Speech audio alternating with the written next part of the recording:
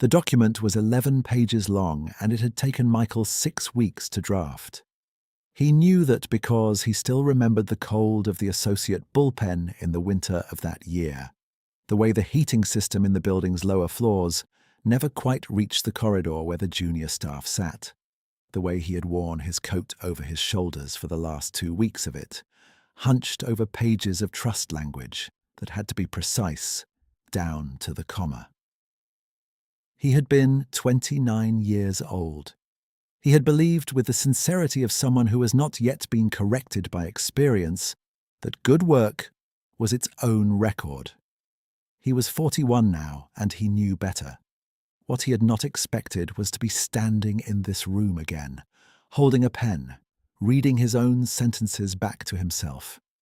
The document on the table was a trust amendment. The language in the 3rd and 7th paragraphs was language he had written. He recognized it the way a carpenter recognizes a joint he cut in a room he built before the walls went up. A specific angle, a specific fit. Nothing you could explain to anyone who had not held the chisel. Douglas Tate, seated across from him, watched Michael's face. The woman to Michael's left, the one Judith Mercer had been treating like a piece of office furniture for the past week and a half, watched neither of them. She was writing something in the margin of her own copy, her handwriting small and even, focused on the work in front of her. Tate opened his mouth. The room was quiet in the way that rooms go quiet when something is about to change. That was the moment the last 10 years rearranged themselves. But to understand what the rearranging meant, you had to start at the beginning of the week. And the beginning of the week started with Renata Cole putting a paper cup of coffee on Michael's desk. The firm occupied the 14th and 15th floors of a building that had been modern in the late 90s and had not quite kept pace since. The carpet was the particular grey of carpet purchased in bulk at a volume discount. The pendant lights over the central bullpen had been replaced at some point with LED fixtures that gave everything a slightly forensic quality, bright without being warm. The good chairs were in the corner offices. The chairs along the perimeter, where the support staff sat, had the kind of armrests that came loose if you leaned on them. Michael had been placed at a workstation near the window, which he understood was a small, spatial compliment. He had arrived on Monday morning carrying a leather satchel that was not new, wearing a suit that was not expensive-looking, and he had gone about the business of settling in without drawing any attention to himself. That was the arrangement. He was there under a consulting contract issued by a numbered holding company, brought in to review documentation on an estate case involving a trust instrument from a decade prior. His name appeared nowhere on the letterhead. The firm's partners believed he was a contract attorney from a document services company in the next city over. That was what the holding company's correspondence had said, and no one had asked further questions. He had not asked for the arrangement. His managing partner, a dry woman named Clara, who ran their firm with the precision of someone who had spent 30 years in tax litigation, had suggested it. The estate case had a document authenticity issue. The document in question was one Michael had drafted. It was cleaner, she had said, if he reviewed it without the other side knowing who he was. He had agreed, partly because she was usually right and partly because there was something in him that had wanted to see the place again, at a distance, without anyone knowing it. He told himself it was professional curiosity. He had not been back in 10 years. He was arranging the second folder when Renata appeared at the side of his workstation. She was the office administrator, which he had learned from the seating chart he had been given. She managed the common areas, the scheduling of shared conference rooms, the distribution of incoming correspondence, and the small daily logistics that held a firm of this size together without anyone noticing. He had observed her on his way in, taking a call at the reception desk while simultaneously signing for a courier delivery. Her voice unhurried, her hand steady on the pen. She was holding a coffee. "The machine on this floor makes it better than the one on 15, she said, setting it on the corner of his desk. "I wasn't sure how you take it, so I left it black. There's sugar in the drawer. The creamer in the kitchen is powdered, and I wouldn't recommend it." Michael looked up at her. She was already turning back toward her own desk, not waiting for thanks, not waiting to see whether the gesture had landed. She had simply done it because he was new, and the coffee was better on this floor than on 15, and that was reason enough. "Thank you," he said. She nodded once from her chair without looking up. He held the cup for a moment before drinking. It was exactly the right temperature. Judith Mercer arrived at 9:30, which was when she always arrived, and the floor adjusted to accommodate her the way a room adjusts to accommodate weather. She was the firm's senior managing partner, a title she wore with the precision of someone who understood that titles, correctly deployed, could do work that words could not. She was 62 years old, her hair silver and precisely cut, her suits dark and without ornament. She was not unkind in the way that cartoons are unkind. She was unkind in the way that people are unkind when they have divided the world into those who matter and those who are there to serve the ones who matter, and they have never been given a reason to revise the dividing line. She passed Renata's desk without looking at it. She stopped at the corridor and turned back, not toward Renata, but at the general direction of the reception area. "The Tate file. I need the original executed copies on my desk before noon, not copies of copies." Renata said, "I'll have them there by 11. Judith did not acknowledge the answer. She continued to her office and closed the door to a precise 2-inch gap, which was how she always left it when she was working. Michael watched this and said nothing. He picked up his coffee and looked at his folders. The original Tate file was retrieved and on Judith's desk by 10:47. He knew because Renata walked past his workstation carrying it with both hands, the kind of careful walk that meant the contents were organized, and she did not want to disturb the order. He watched her set it down, knock once on the open door, and hear nothing back. She placed it in the center of the desk, where it could not be missed, and returned to her own work. The first week was like that. Work arrived, was completed, was delivered. Judith moved through the office with the certainty of someone who had spent 2 decades building a world in which her assessments were final. Michael spent his days reading documents, cross-referencing, making notes in a grid he had developed in the first years of his practice that let him track document lineage the way a geologist tracks strata. He did not call attention to himself. He asked Renata for room bookings twice that week, and she managed both requests without fuss, once reshuffling 2 other meetings to give him the conference room with the better light, which she did without being asked. "How did you know I needed the one with the window?" he asked her on Wednesday afternoon while she was updating the booking board. She glanced at him. "You keep your desk lamp off. People who keep their desk lamps off do better work near natural light." It was available, so. He thought about that for a long moment after she walked away. Owen Voss found him on Thursday in the kitchen on the 14th floor, in that narrow window between the morning rush and the lunch crowd when the kitchen was briefly empty. Owen was 45 and had been with the firm for 12 years, currently working as a senior paralegal on the estate and trust side. He had been Michael's clerk during the last 2 years of Michael's time at the firm, had never drawn attention to himself then, and did not draw attention to himself now.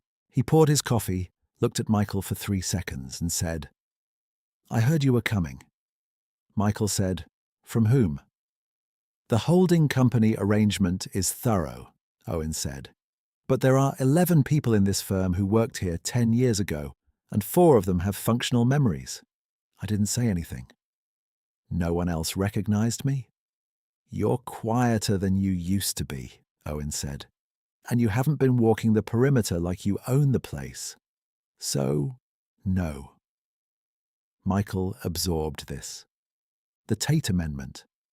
Tate is coming in Thursday of next week to execute it. Judith is presenting it as the firm's work product. Owen paused, measuring his next sentence. She's been presenting most things as the firm's work product for 10 years. The specific things that were yours.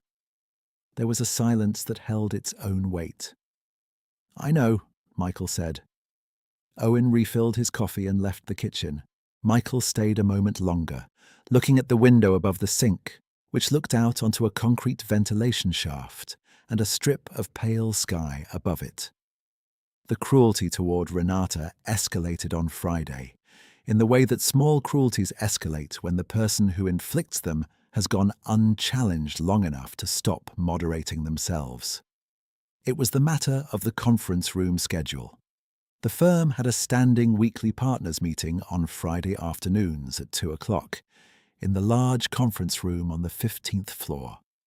The room had been double booked because a client had requested an urgent call at the same time, and because the client had made the request through an email to the general intake address rather than through the formal booking process. The error had not surfaced until Friday morning.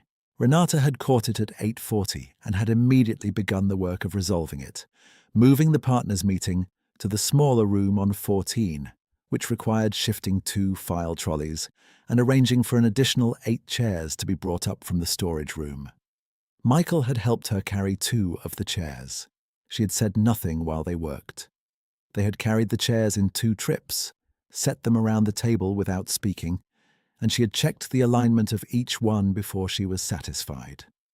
When Judith arrived at 5 minutes to 2 and found the meeting in the smaller room, she had stood in the doorway for a moment, taking in the chairs and the room and the unfamiliar walls. This was supposed to be in the large room, she said. There was a booking conflict, Renata said from the doorway behind her. The client call was already confirmed when I caught it this morning. The partners' room is free again at 3:15 if the meeting runs long. Judith turned.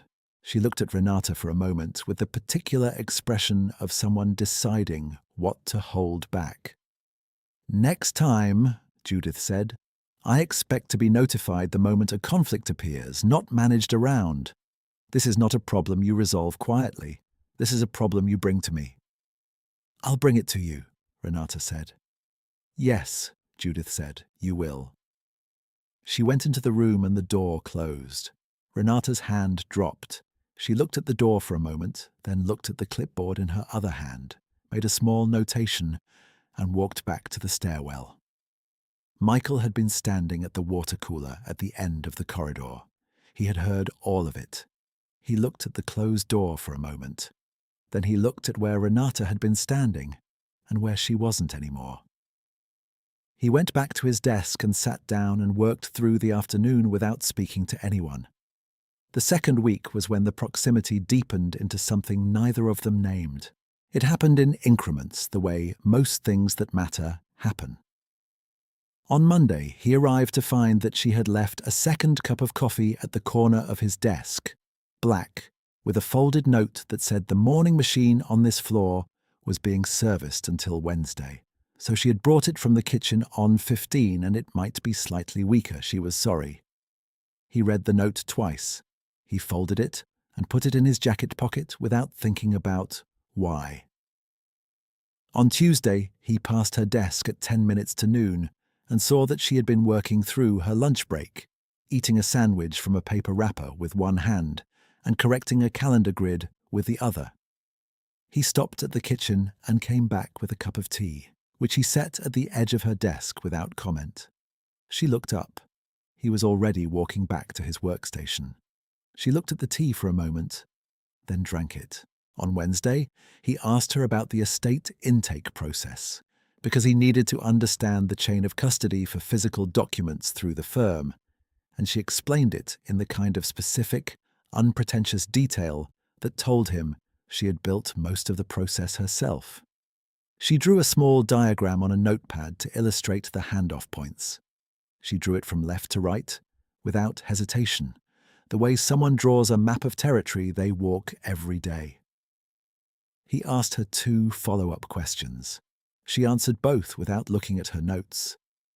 "Did you design this?" he asked. "I adjusted it," she said. When I started, things came in and then seemed to disappear for a while before anyone knew where they'd gone. I just made it legible. It's a good system, he said. She accepted this in the way she accepted most things, without ceremony, moving on to the next item on her clipboard. The wound came on Wednesday evening, and it came through the wall. Michael had stayed late. This was not unusual. He had been working through the evenings all week, the estate case requiring a depth of reconstruction that did not fit neatly into business hours. The bullpen had emptied out by 6:30. The building's cleaning crew had come through and gone. The lights on the main floor had dimmed to their after-hours setting, half the overhead units cutting out and leaving the space in a warm, inadequate glow. He had his desk lamp on, turned at an angle so the light fell across the page without reaching the next desk over. Judith's office was around the corner and down the hall at the end of the senior partners' corridor. The walls there were solid, good walls, the kind of walls that a firm of this age would have built into the original fit-out. The ventilation, however, ran along the ceiling above the hallway, and there was a return duct above the corner where the bullpen met the corridor. And at the right angle in the right, ambient quiet, voices carried. He was not trying to listen. He heard Owen's voice first, low and professional. "The Renata Cole situation," Owen said. "You're aware she flagged the Tate scheduling directly to the partners 3 times this week." Judith's voice was clear and unhurried. "She flagged it, yes, and she'll keep flagging things and scheduling things and managing the things that no one else wants to manage. And she'll do it for exactly the salary she's on now, and she'll do it for the next 10 years. Because the work she does is the work that keeps the lights on and the coffee warm, and it is not and has never been the work that goes anywhere. She's useful. She isn't consequential. There is a difference, Owen, and I suggest you not lose track of it." A pause. "She asked about the administrator lead position," Owen said. "On the estate side." "She asked," Judith said. "I heard that she asked. The answer is no, and the answer will remain no, because that position requires a profile this firm presents to clients. She's furniture, functional furniture. This office could not run without its furniture, and no one puts furniture at a client table." The vent carried the sounds cleanly, the creak of a chair, the close of a drawer, the soft step of Judith leaving her office and walking in the direction of the elevator. Michael sat with the words for a long time. He had heard Judith's voice in 100 configurations over the 10 years before he had left, had understood her arithmetic then, and understood it now. The arithmetic itself did not surprise him. What sat differently was that he had spent the last 2 weeks watching Renata carry the weight of this office and distribute it to the right places, and catch the things that fell before they could make noise. And the word Judith had used for her was furniture. He looked at his desk. The folded note from Monday was still in his jacket pocket. He left the building at 9 o'clock and walked home in the cold without putting his hands in his pockets. Thursday was a quiet day, which was a kind of preparation. Michael worked through the Tate file with the attention he gave to all things, which was the same attention regardless of the stakes, and the attention revealed what he had already suspected from the holding company's preliminary summary. The trust instrument from 10 years ago had 2 drafting signatures in the file metadata, both under Judith's name. The document itself was the one he had written. He could see the architecture of it in every paragraph. He had built it around a particular tax treatment he had developed during his 2nd year at the firm, one he had never documented formally because it had seemed obvious to him at the time, the kind of obvious that becomes a signature only when someone else claims it. He noted this in his grid and moved on. Renata was in and out of his sightline throughout the day. She did not seem diminished by what had been said about her in the ventilation system the previous night. She moved with the same economy she always moved with, the same attention to what was in front of her, the same complete absence of performance. He wondered whether she had heard things like it before and had built a practice of not carrying them, or whether she simply did not know. He thought, probably, that it was not the second thing. People who have worked in offices for long enough know when they are being ceilinged. They feel it without always being able to name the mechanics. She set a file on his desk at 11:30 and said, "Owen said you needed the correspondence log for the prior trust administration. This is what I could pull. There might be more in the archived physical files, but those are in basement storage, and it takes 2 business days to retrieve them." "This is enough," he said. She nodded. "Renata," he said. She paused. He wanted to say something that would be useful. He did not have a way to say it that wasn't also a disclosure he wasn't ready to make. He looked at the file she had put down. "Thank you," he said, "for the whole week."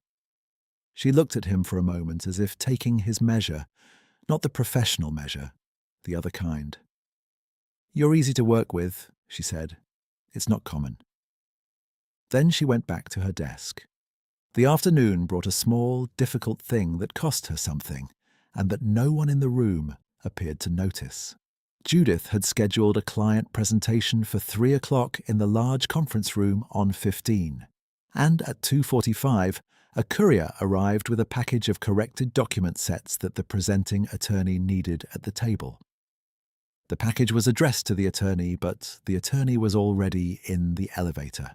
Renata signed for it, opened the outer packaging to confirm the contents against the manifest, discovered that one of the 12 sets was missing a signature page, corrected the deficiency by running the page from the printer on 14 and walking it to the room, got there 4 minutes before the meeting was called to order, and placed the complete sets at each chair without interrupting the conversation already underway. Judith saw her at the door on the way out. "You should not be in this room during a client meeting," Judith said, quietly enough that only Renata heard it. "Your work is done before the room is occupied." "The packet was short a page," Renata said. "Then you should have had it ready before the packet arrived," Judith said, and turned away. Renata stood there for 1/2 second. Then she walked back to the elevator and went down to 14 and sat at her desk and continued working. She did not tell anyone. She did not change her expression. She pulled up the scheduling grid for the following week and began checking the room bookings against the attorney calendars, which was a task she had been meaning to finish since Tuesday. Michael was on the other side of the bullpen, and he watched the whole thing, and he did not say what he thought. He thought about what he was going to say to Douglas Tate when Tate arrived. He had not decided. He was a careful man, in the way that people become careful after they have been burned by the assumption that good work is its own record. He did not move until he understood the ground. Owen came by at 4:30 and set a folder on his desk. "Tate confirmed for Thursday," Owen said. 1 o'clock, he's bringing his estate attorney and his daughter, who is a co-trustee. Judith will be presenting the amendment and the execution walkthrough. You're down as a witness." Michael opened the folder. The witness line had his consulting arrangement's name on it. "All right," he said. Owen looked at him for a moment, the particular look of someone who has 12 years of working knowledge and is applying it at high speed. "He'll know you," Owen said. "I know," Michael said. The night before Tate's arrival, Michael sat at the kitchen table in his apartment for 2 hours with the Tate file, reading his own work. It was still good. That was the thing about it. He had been 29 and uncertain about many things, and completely certain about the work. And the work held up. The trust instrument had done everything it was designed to do for 10 years. The amendment they were now executing was the final piece of a structure he had thought through in its entirety in that cold bullpen, wearing his coat over his shoulders, his desk lamp pointed at the page. He read through the 3rd paragraph and the 7th paragraph, the ones that bore the clearest marks of his drafting habit, the specific rhythm of the dependent clauses, the particular way he structured the trustee succession language, and he felt something that was not quite pride and not quite grief. Something between the two, something that belongs to work you put into the world under another person's name. He thought about Renata. He thought about the note she had written about the coffee machine being serviced, the small, unnecessary detail of the apology for the weaker coffee. He thought about the diagram she had drawn left to right, without hesitation. He thought about the way she had stood in the doorway of that conference room for 1/2 second after Judith had dismissed her, and then simply walked away and gone back to work. He had been doing something like that for 10 years. He thought that perhaps the difference between them was that he had chosen it, and she had not. He put the file back in order and went to sleep. Thursday arrived with a thin, cold light that came through the office windows at a low angle and illuminated every imperfection in the carpet, every chip in the baseboards, every small physical truth the overhead lighting usually absorbed. Michael arrived at his usual time. He made 2 cups of coffee at the kitchen on 14, brought them out, and set one at the corner of Renata's desk. She looked at it, then looked at him. "Machine's back," she said. "I know," he said. "I wanted to." She held the cup for a moment, watching him walk back to his desk. She did not say anything else. The morning moved in the particular way that mornings move when they are carrying an afternoon. Documents were organized. Room setups were completed. Judith arrived and moved through the office with an additional degree of precision that suggested she was aware of how much was visible in the afternoon's proceedings and wanted everything to read correctly.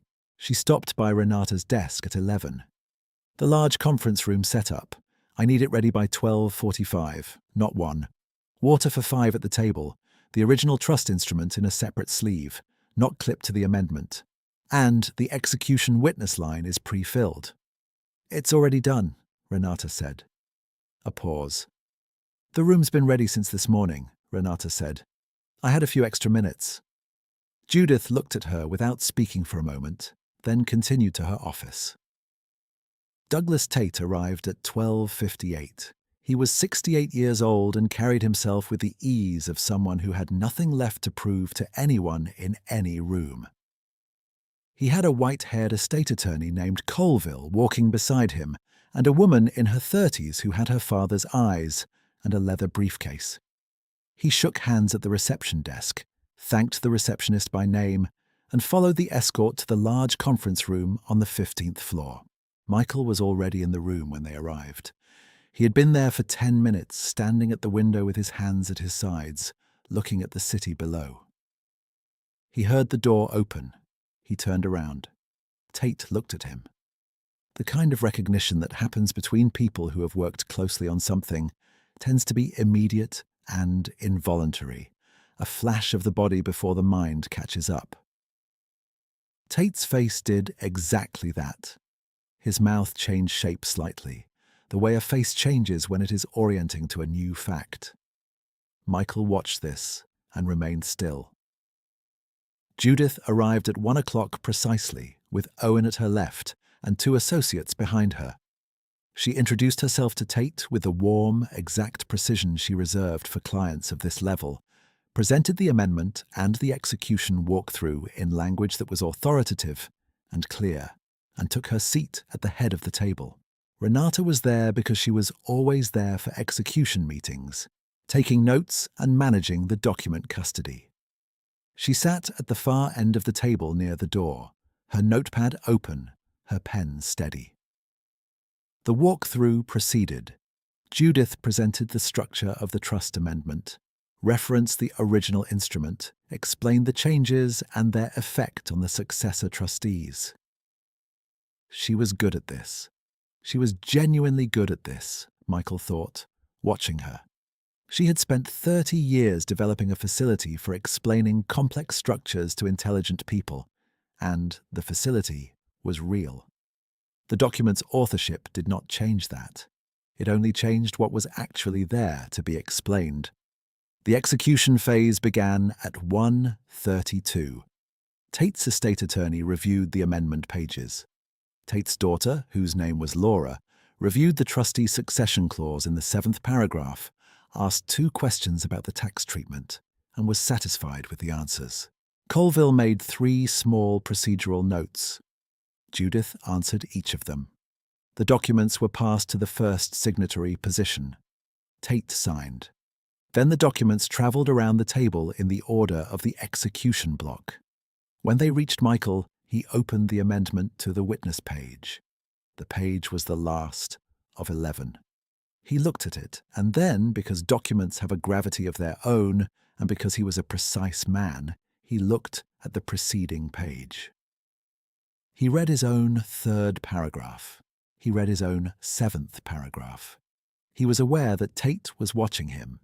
He signed the witness line. He handed the document to Owen, who was the second witness. And then Douglas Tate said, in the unhurried voice of a man who has been thinking about something for the last 30 minutes and has decided to say it, "I know this document." The room was quiet. "I mean specifically," Tate said. "I know this language, the 3rd paragraph and the 7th, the trustee succession structure. I know who wrote it." He looked at Judith. "I assumed it was from your firm's general practice when you first brought it to me in December of that year. But I had my own attorney review it at the time, and he made a note of the drafting style because he hadn't seen that particular approach to the successor trustee language before. He wrote the name of the junior associate in his review memo." He looked at Michael. "That name was yours." A silence of the particular kind that has weight.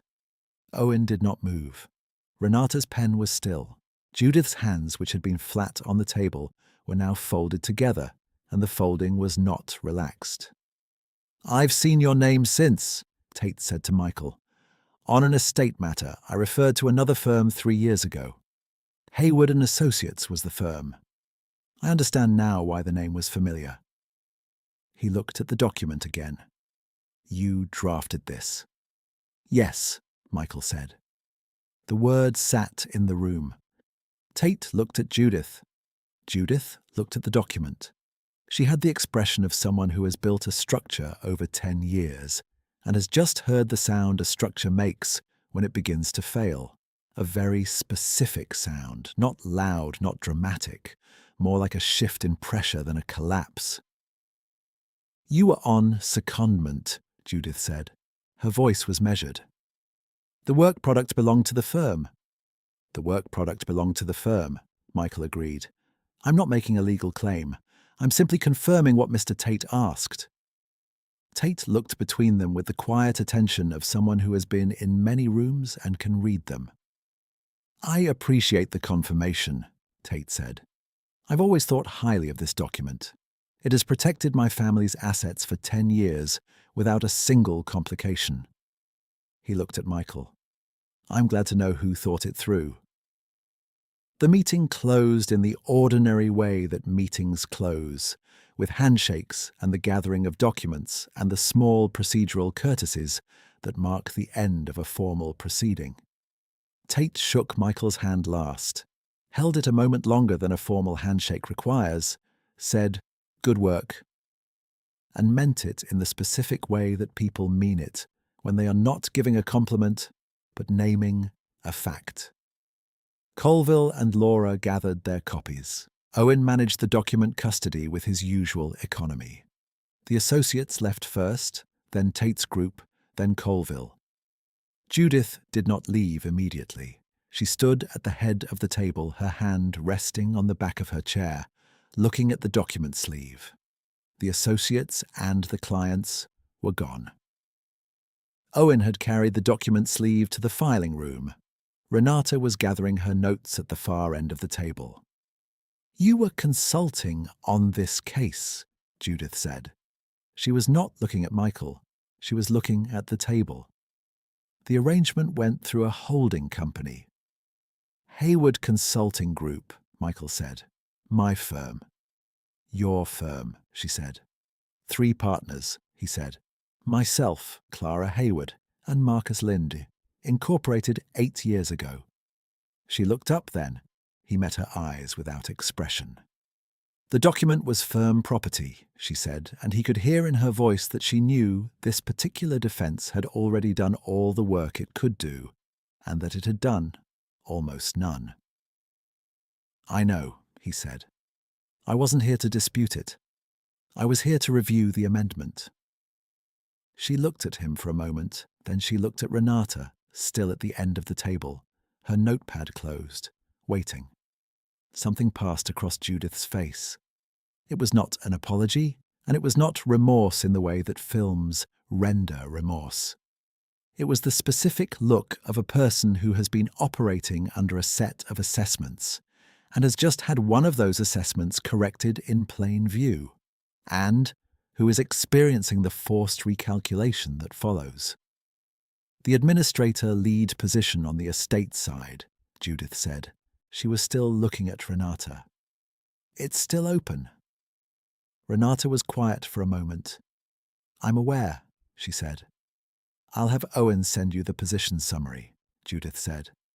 Renata looked at her without flinching, and without performing anything. Not grace, not satisfaction, not resentment. Thank you, she said. The words were level and complete. Judith walked out of the room. Her footsteps were the same footsteps they had always been, precise and unhurried. But something in the room changed the moment the door closed behind her, the way a room changes when a pressure front passes. Owen appeared in the doorway. He had the quiet look he wore when he was absorbing an event for later consideration. He looked at Michael and then at Renata, and then he nodded once, which was all he had to say, and withdrew. The room held the two of them. Renata set her notepad on the table and smoothed the cover of it with her palm, a small physical steadying. You drafted that document, she said. 10 years ago, he said, before I left. And Judith. Yes. Renata looked at the door through which Judith had walked. She told Owen I was furniture, she said. 3 nights ago, I know you heard. The vent above the corridor carries everything. She looked at him. I heard it too. I was at the filing cabinet on the hallway side. He looked at her. I know you stayed anyway, he said.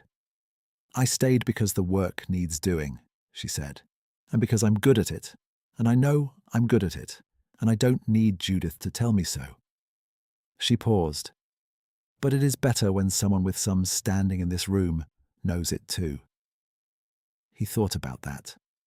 You know who I am now, he said. I knew you were careful, she said. I knew you treated every person in this building the same way, regardless of what floor they were authorized for. I knew you folded your own note back to its original crease before you set it down. I knew the coffee this morning was not about the coffee. She looked at him steadily. The rest of it I can work with. He felt something settle in him that had not been settled for a long time. Not vindication, not the relief of a verdict finally delivered. Something quieter than that. The feeling of being known accurately by a person who was paying attention and had no reason to flatter the result. The holding company arrangement ends when the estate case closes, he said. That's 4 weeks. And then, she said. And then I'm myself, he said. Whatever that means in this building. She picked up her notepad. It means you're someone who does good work, she said, and who drinks his coffee black and keeps his desk lamp off and carries a note in his jacket pocket for a week because someone left it there. She was almost at the door. It means you're a person. That's a reasonable thing to be. She stepped through and he stood there a moment longer in the emptied room. The city through the windows was moving into the lower light of late afternoon, the buildings casting shadows that reached across the streets below in long bands, the light itself changing quality, becoming something warmer and less forensic than the white of the working day. He gathered his jacket from the chair back. He walked through the door and down the hallway to the main staircase, past Owen's workstation, where Owen was typing with his back to the hallway, and did not turn around, only lifted one hand in a small backward wave, the kind that says, "I know you're there and you're fine and I have nothing further to add." Michael went down the stairs to the 14th floor. Renata was at her desk, the scheduling grid open in front of her, checking the room bookings for the following week. The overhead lights had gone to their late afternoon setting, slightly warmer and lower than the daytime brightness, and her desk lamp was on, turned at an angle that let the light fall across the grid without spilling onto the next desk. He stopped at his own workstation. He looked at the desk. The 2 weeks of folders, the grid he had built for the estate case, the ordered stack of correspondence that he would be leaving with Owen at the end of the engagement, the desk lamp he had kept off. He turned it on. She glanced up at the light and then at him. He sat down. 4 weeks, she said. 4 weeks, he said. The room was warm with the particular warmth of offices at the end of the day, when the building's mechanical systems have been running for 9 hours, and the heat has accumulated in the walls, and outside the windows the city was turning gold in the low light. And somewhere on the 15th floor above them, the large conference room was empty and the document had been executed and the Tate Trust was complete. Every clause of it, the 3rd paragraph and the 7th, all the careful structure of a 29-year-old's best thinking, finally credited and signed and witnessed. And the two of them sat in the quiet of that fact and did not need to name it. Owen, coming through the bullpen with his coat on at 6 o'clock, saw the 2 lamps on side by side and said nothing. He paused a moment at the stairwell door. He smiled at a distance, which was his particular way, and let the door close softly behind him. The building settled around them. The city light moved slowly across the window. Michael reached into his jacket pocket and found the folded note still there, the one from the first morning, the apology for the weaker coffee, the one she had written without expecting it to matter to anyone. He set it on the corner of his desk, smoothed flat, and left it there.